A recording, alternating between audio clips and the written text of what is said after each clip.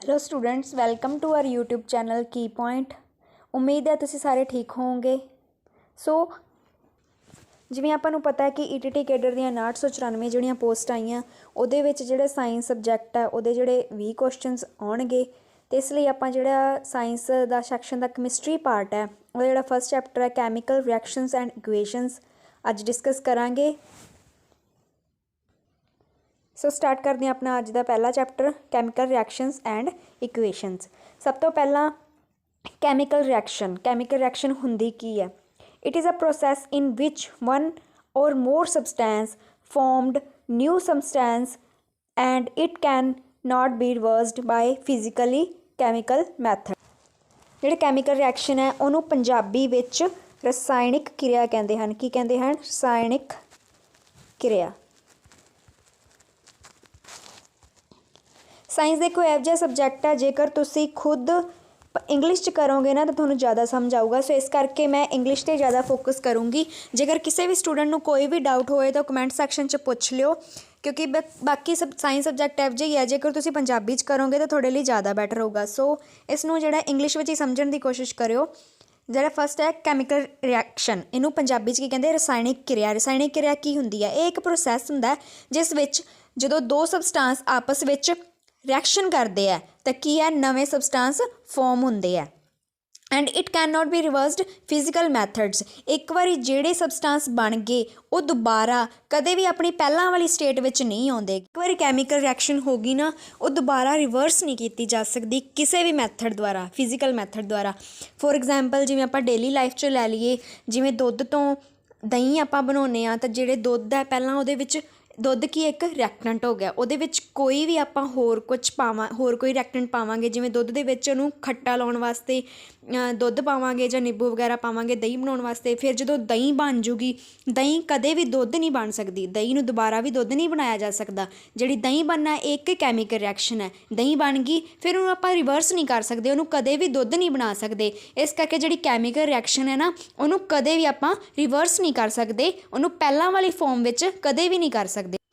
Physical method जिवें आपां कह सकते हैं मैगनेटिज्म, फिल्ट्रेशन, सेंट्रीफ्यूगेशन, डिस्टिलेशन, एवैपोरेशन, ये सब की ने फिजिकल मैथड ने। इन्हां बारे जिहड़े विस्तार नाल 9th क्लास विच दिता गया। जदों आपां 9th क्लास दे चैप्टर करांगे उदों इन्हां बारे विस्तार नाल पढ़ांगे भी ये की हुंदे हन ते किवें वर्क करदे ने।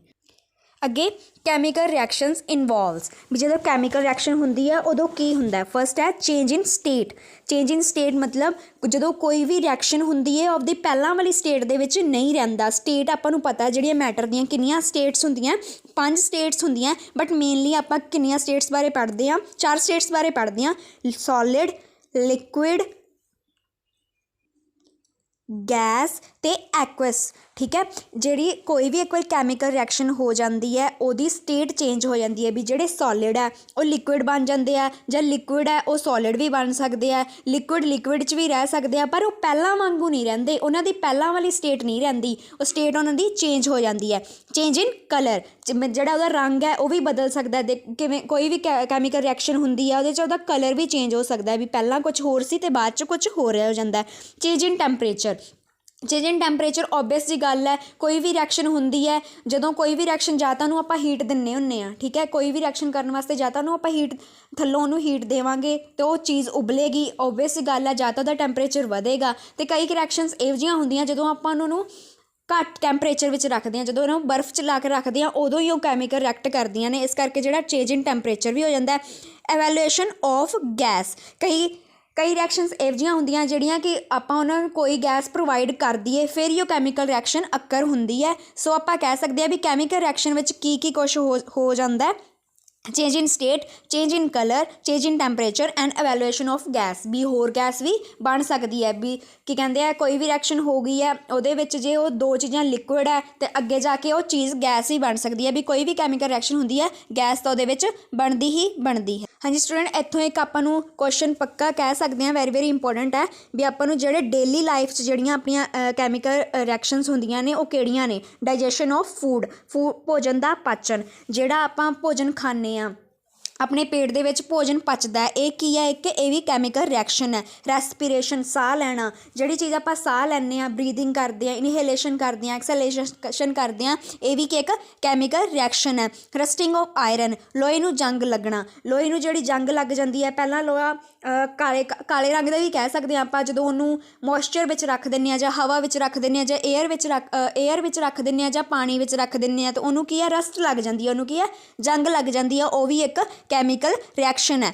ਫੋਰਮੇਸ਼ਨ ਆਫ ਕਰਡ, ਮੈਂ ਤੁਹਾਨੂੰ ਪਹਿਲਾਂ ਹੀ ਦੱਸਿਆ ਸੀ ਫੋਰਮੇਸ਼ਨ ਆਫ ਕਰਡ, ਦਹੀਂ ਦਾ ਬਣਨਾ, ਜਿਹੜੀ ਦਹੀਂ ਬਣਦੀ ਆ, ਦਹੀਂ ਬਣਾਉਂਦੇ ਆਪਾਂ ਘਰਾਂ ਦੇ ਵਿੱਚ, ਉਹ ਵੀ ਕੀ ਇੱਕ ਕੈਮੀਕਲ ਰਿਐਕਸ਼ਨ। ਉਸ ਤੋਂ ਅੱਗੇ ਮੈਂ ਤੁਹਾਨੂੰ ਦੱਸਿਆ ਸੀ ਰਿਐਕਟੈਂਟ ਅਤੇ ਪ੍ਰੋਡਕਟ। ਕੋਈ ਵੀ ਕੈਮੀਕਲ ਰਿਐਕਸ਼ਨ ਹੁੰਦੀ ਹੈ ਉਹਦੇ ਵਿੱਚ ਦੋ ਚੀਜ਼ਾਂ ਹੁੰਦੀਆਂ, ਰਿਐਕਟੈਂਟ ਅਤੇ ਪ੍ਰੋਡਕਟ। ਰਿਐਕਟੈਂਟ ਕੀ ਹੁੰਦੇ ਆ, who take part in the chemical reaction. ਕੋਈ ਵੀ ਕੈਮੀਕਲ ਰਿਐਕਸ਼ਨ ਹੈ ਜਦੋਂ ਕੋਈ ਵੀ ਦੋ ਰਿਐਕਟੈਂਟਸ ਲਏ ਜਾਂਦੇ ਆ, ਮਤਲਬ ਜਿਨ੍ਹਾਂ ਦੇ ਵਿੱਚ ਕੈਮੀਕਲ ਰਿਐਕਸ਼ਨ ਕਰਵਾਈ ਜਾਂਦੀ ਹੈ, ਉਹ ਕੀ ਹੁੰਦੇ ਆ, ਰਿਐਕਸ਼ਨ। ਜਿਹੜੇ ਕਿਸੇ ਵੀ ਇੱਕ ਕੈਮੀਕਲ ਰਿਐਕਸ਼ਨ, ਕਿਸੇ ਵੀ ਇੱਕ ਰਸਾਇਣਿਕ ਕਿਰਿਆ ਦੇ ਵਿੱਚ ਪਾਰਟ ਲੈਂਦੇ ਆ, ਹਿੱਸਾ ਲੈਂਦੇ ਆ, ਉਹ ਕੀ ਹੁੰਦੇ ਆ, ਰਿਐਕਟੈਂਟਸ। ਅਤੇ ਪ੍ਰੋਡਕਟਸ, ਦੋ ਸਬਸਟਾਂਸ ਵਿਚ ਆਰ ਫੋਰਮਡ ਇਨ ਆ ਕੈਮੀਕਲ ਰਿਐਕਸ਼ਨ। ਪ੍ਰੋਡਕਟਸ ਉਹ ਹੁੰਦੇ ਆ ਜਦੋਂ ਕੋਈ ਵੀ ਕੈਮੀਕਲ ਰਿਐਕਸ਼ਨ ਹੋ ਚੁੱਕੀ ਹੁੰਦੀ ਹੈ, ਬਾਅਦ 'ਚ ਜਿਹੜੇ ਪ੍ਰੋਡਕਟਸ ਬਚ ਜਾਂਦੇ ਆ, ਬਾਅਦ 'ਚ ਜਿਹੜੇ ਚੀਜ਼ਾਂ ਵਸਤੂਆਂ ਬਚ ਜਾਂਦੀਆਂ, ਉਹ ਬਣਦੀਆਂ ਜਾਂ ਨਿਊ ਬਣਦੀਆਂ ਜਾਂ ਬਚ ਜਾਂਦੀਆਂ, ਉਹ ਕੀ ਹੁੰਦੇ ਆ, ਪ੍ਰੋਡਕਟਸ।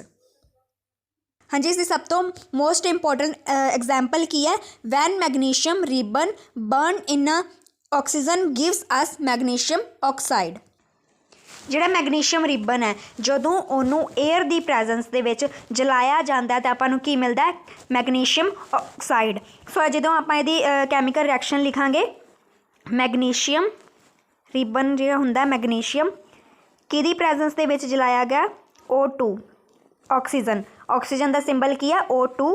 ਤਾਂ ਆਪਣੇ ਕੋਲ ਕੀ ਪ੍ਰੋਡਕਟਸ ਬਣਨਗੇ,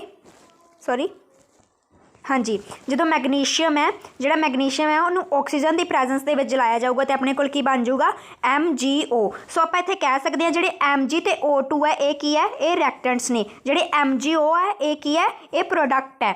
ਸੋ ਇੱਥੋਂ ਆਪਾਂ ਨੂੰ ਪਤਾ ਲੱਗ ਜਾਂਦਾ ਜਿਹੜੇ ਦੋ ਕੋਈ ਵੀ ਸਬਸਟਾਂਸ ਹੈ ਜਿਹੜੇ ਕੈਮੀਕਲ ਰਿਐਕਸ਼ਨ ਦੇ ਵਿੱਚ ਪਾਰਟ ਲੈਂਦੇ ਆ, ਜਿਵੇਂ Mg ਅਤੇ O2 ਹੈ, ਉਹ ਕੀ ਹੁੰਦੇ ਆ, ਉਹ ਰਿਐਕਟੈਂਟ ਹੁੰਦੇ ਆ। ਅਤੇ ਜਿਹੜੇ ਬਾਅਦ 'ਚ ਆਪਾਂ ਨੂੰ ਐਰੋ ਤੋਂ ਇੱਧਰਲੀ ਸਾਈਡ ਵੀ ਆਪਾਂ ਇੱਕ ਰੱਟਾ ਵੀ ਲਗਾ ਸਕਦੇ ਹਾਂ ਵੀ ਜਿਹੜੇ ਐਰੋ ਤੋਂ ਇੱਧਰਲੀ ਸਾਈਡ ਹੁੰਦੇ ਆ, ਜਿਹੜੀ ਚੀਜ਼ ਬਾਅਦ 'ਚ ਬਣ ਜਾਂਦੀ ਆ, ਉਹ ਕੀ ਹੁੰਦੇ ਆ, ਪ੍ਰੋਡਕਟ ਹੁੰਦੇ ਆ। ਹਾਂਜੀ ਸਟੂਡੈਂਟ, ਆਪਾਂ ਨੂੰ ਇਹ ਕੁਐਸਚਨ ਵੀ ਆ ਸਕਦਾ ਵੀ ਜਿਹੜਾ ਮੈਗਨੀਸ਼ੀਅਮ ਰਿਬਨ ਹੈ ਉਹਨੂੰ ਜਦੋਂ ਆਪਾਂ ਏਅਰ ਦੀ ਪ੍ਰੈਜ਼ੈਂਸ ਦੇ ਵਿੱਚ ਜਲਾਉਂਦੇ ਹਾਂ ਤਾਂ ਜਿਹੜਾ ਮੈਗਨੀਸ਼ੀਅਮ ਆਕਸਾਈਡ ਆ, ਜਿਹੜਾ MgO ਹੈ, ਜਿਹੜਾ ਜਿਹੜਾ MgO ਹੈ ਉਹਦਾ ਕਲਰ ਕੀ ਹੁੰਦਾ ਹੈ, ਉਹ ਇਹ ਕੁਐਸਚਨ ਆ ਵੀ ਸਕਦਾ ਹੈ, ਕੁਐਸਚਨ ਆਇਆ ਵੀ ਹੋਇਆ। ਜਿਹੜਾ ਮੈਗਨੀਸ਼ੀਅਮ ਰਿਬਨ ਹੈ ਜਦੋਂ ਆਪਾਂ ਨੂੰ ਏਅਰ ਦੇ ਵਿੱਚ ਬਰਨ ਕਰਦੇ ਹਾਂ ਅਤੇ ਉਦੋਂ ਆਪਾਂ ਨੂੰ ਜਿਹੜਾ ਮੈਗਨੀਸ਼ੀਅਮ ਆਕਸਾਈਡ ਹੈ ਇਹਦਾ ਕਲਰ ਕੀ ਹੁੰਦਾ ਹੈ, ਇਹ ਇੱਕ ਵਾਈਟ ਪਾਊਡਰ ਹੁੰਦਾ, ਵਾਈਟ ਪਾਊਡਰ ਹੁੰਦਾ, ਇੱਕ ਰਿਬਨ ਹੁੰਦਾ ਮੈਗਨੀਸ਼ੀਅਮ ਦਾ, ਪਲੇਟਿੰਗ ਵਾਂਗ ਹੀ ਕਹਿ ਸਕਦੇ ਹਾਂ। ਜਦੋਂ ਆਪਾਂ ਨੂੰ ਜਲਾਉਂਦੇ ਹਾਂ ਤਾਂ ਆਪਾਂ ਨੂੰ ਕੀ MgO ਇੱਕ ਫੋਮ ਹੋ ਜਾਂਦਾ ਜਿਹੜਾ ਕਿ ਇੱਕ ਤਰ੍ਹਾਂ ਦਾ ਵਾਈਟ ਪਾਊਡਰ ਹੁੰਦਾ ਹੈ। ਹਾਂਜੀ ਸਟੂਡੈਂਟ, ਉਸ ਤੋਂ ਬਾਅਦ ਜਿਹੜੀ ਕੈਮੀਕਲ ਇਕੁਏਸ਼ਨ ਹੈ, ਜਿਹੜੀ ਰਸਾਇਣਿਕ ਕਿਰਿਆ ਹੈ, ਉਹਨੂੰ ਆਪਾਂ ਕਿਵੇਂ ਲਿਖਦੇ ਹਾਂ, ਕਿਵੇਂ ਲਿਖੀ ਜਾਂਦੀ ਹੈ। ਮੋਸਟ ਆਫ ਆਪਾਂ ਨੂੰ ਪਤਾ ਹੈ ਵੀ ਆਪਾਂ ਜਦੋਂ ਦੇਖਦੇ ਹਾਂ, ਕਈ ਸਟੂਡੈਂਟ ਹੁੰਦੇ ਆ ਕੈਮੀਕਲ ਰਿਐਕਸ਼ਨਸ ਜਿਹੜੀਆਂ ਦੇਖ ਕੇ ਡਰ ਜਾਂਦੇ ਆ, ਉਹਨਾਂ ਨੂੰ ਪਤਾ ਨਹੀਂ ਲੱਗਦਾ ਗਾ ਵੀ ਇਹ ਸਿੰਬਲਸ ਕੀ ਆ ਜਾਂ ਕੀ ਕੁਛ ਹੈਗੇ ਆ, ਕਿਵੇਂ ਬਣਦੇ ਆ। ਸੋ ਅੱਜ ਆਪਾਂ ਸਿੱਖਾਂਗੇ ਜਿਹੜੀ ਕੈਮੀਕਲ ਇਕੁਏਸ਼ਨ ਆਪਾਂ ਕਿਵੇਂ ਲਿਖਦੇ ਹਾਂ। ਇਹ chemical reaction can be represented by chemical equation. It involves uses of symbols of substances of reactant and product with their mention of physical state. ਹਾਂਜੀ ਸਟੂਡੈਂਟ, ਇਹਦੇ ਵਿੱਚ ਇਹ ਹੈ ਵੀ ਜਿਹੜੇ ਕੈਮੀਕਲ ਇਕੁਏਸ਼ਨ ਹੈ, ਠੀਕ ਹੈ, ਕੈਮੀਕਲ ਇਕੁਏਸ਼ਨ ਕੀ ਹੁੰਦੀ ਹੈ, ਕੋਈ ਵੀ ਕੈਮੀਕਲ ਰਿਐਕਸ਼ਨ ਹੋ ਰਹੀ ਹੈ, ਕੋਈ ਵੀ ਰਸਾਇਣਿਕ ਕਿਰਿਆ ਹੋ ਰਹੀ ਹੈ, ਉਹਨੂੰ ਜਦੋਂ ਆਪਾਂ ਸਿੰਬਲਸ ਦੀ ਫੋਰਮ ਵਿੱਚ ਉਹਨਾਂ ਦੇ ਨਾਮ ਨਾਲ ਲਿਖ ਦਿੰਦੇ ਹਾਂ ਅਤੇ ਉਹਨੂੰ ਕੀ ਕਹਿ ਦਿੰਦੇ ਹਾਂ, ਆਪਾਂ ਕੈਮੀਕਲ ਇਕੁਏਸ਼ਨ ਕਹਿ ਦਿੰਦੇ ਹਾਂ। ਜਿਵੇਂ ਆਪਾਂ ਪਹਿਲਾਂ ਵੀ ਲਿਖੀ ਸੀਗੀ, ਜਿਹੜੀ ਮੈਗਨੀਸ਼ੀਅਮ ਨੂੰ ਜਦੋਂ ਆਪਾਂ ਆਕਸੀਜਨ ਦੀ ਪ੍ਰੈਜ਼ੈਂਸ ਦੇ ਵਿੱਚ ਜਲਾਇਆ ਤਾਂ ਉਹ ਕੀ ਬਣ ਗਈ, ਮੈਗਨੀਸ਼ੀਅਮ ਆਕਸਾਈਡ ਬਣ ਗਿਆ। ਸੋ ਜਦੋਂ ਆਪਾਂ ਇਸ ਪੂਰੀ ਕਿਰਿਆ ਨੂੰ ਮੈਗਨੀਸ਼ੀਅਮ ਰਿਬਨ ਨੂੰ ਜਲਾਉਣ ਦੀ ਜਿਹੜੀ ਕਿਰਿਆ ਉਹਨੂੰ ਜਦੋਂ ਆਪਾਂ ਸਿੰਬਲਸ ਦੇ ਫੋਰਮ ਵਿੱਚ ਲਿਖਿਆ ਤਾਂ ਉਹ ਕੀ ਬਣ ਗਈ, ਇੱਕ ਕੈਮੀਕਲ ਇਕੁਏਸ਼ਨ ਬਣ ਗਈ। ਸੋ ਸਟੂਡੈਂਟਸ, ਕਿਸੇ ਵੀ ਜਿਹੜੀ ਕੈਮੀਕਲ ਰਿਐਕਸ਼ਨ ਹੈ ਉਹਨੂੰ ਜਦੋਂ ਆਪਾਂ ਸਿੰਬਲਸ ਦੇ ਫੋਰਮ ਵਿੱਚ ਲਿਖ ਦਿੰਦੇ ਹਾਂ ਤਾਂ ਉਹ ਕੀ ਬਣ ਜਾਂਦੀ ਹੈ, ਇੱਕ ਕੈਮੀਕਲ ਇਕੁਏਸ਼ਨ ਬਣ ਜਾਂਦੀ ਹੈ। ਇਹਦੇ ਵਿੱਚ ਆਪਾਂ ਕੀ ਲਿਖਦੇ ਹੁੰਦੇ ਹਾਂ ਵੀ ਇਹਨੂੰ ਆਪਾਂ ਸਿੰਬਲਸ ਆਫ ਸਟੇਟ, कह सकते हैं भी किस तरह की स्टेट में प्रेजेंट है। जिमें MG सीगा किहड़ी फॉर्म च सीगा सॉलिड। सो S नाल जदों आपां डिनोट करते हैं तो की चीज़ होंदी है सॉलिड होंदी है। तो O2 आपां नूं पता है ऑक्सीजन किहड़ी फॉर्म च होगी गैसीयस फॉर्म च होगी। फिर मैं तुहानूं दस्सिया सी जिहड़ा MgO है वो MgO एक तरह का वाइट पाउडर बन जाऊगा। वाइट पाउडर फिर किहदे विच आऊगा सॉलिड फॉर्म च ही आऊगा क्योंकि देखो पाउडर आपां नूं पता है ना तो लिक्विड हो सकता है गैस भी नहीं हो सकता। एक्वस सोल्यूशन होंदा है भी पानी का जलमई घोल भी कोई भी चीज़ जिहड़ी जलमई होवे लिक्विड भी हो सकती है बट ਉਹਦੇ ਵਿੱਚ ਪਾਣੀ होना ही होना चाहिए। वो की हुंदा है एक्वस सोल्यूशन हुंदा है। सो जो किसी भी कैमिकल रिएक्शन ਨੂੰ लिखण वास्ते ਜਦੋਂ ਆਪਾਂ ਕੀ ਕੁਛ ਆਪਾਂ ਨੂੰ ਚਾਹੀਦਾ ਹੁੰਦਾ ਰਿਐਕਟੈਂਟਸ ਚਾਹੀਦੇ ਹੁੰਦੇ ਆ ਉਹ ਪ੍ਰੋਡਕਟਸ ਚਾਹੀਦੇ ਹੁੰਦੇ ਆ ਤੇ ਉਹਨਾਂ ਦੀ ਸਟੇਟ ਵੀ ਕਿਹੜੀ ਸਟੇਟ ਦੇ ਵਿੱਚ ਉਹ ਪ੍ਰੈਜ਼ੈਂਟ ਹੈ ਉਹਨਾਂ ਦੀ ਡਿਨੋਸ਼ਨ ਨਾਲ ਜਦੋਂ ਆਪਾਂ ਲਿਖਦੇ ਹਾਂ ਤਾਂ ਆਪਾਂ ਕੀ ਇੱਕ ਕੈਮੀਕਲ ਇਕੁਏਸ਼ਨ ਲਿਖ ਲੈਂਦੇ ਹਾਂ।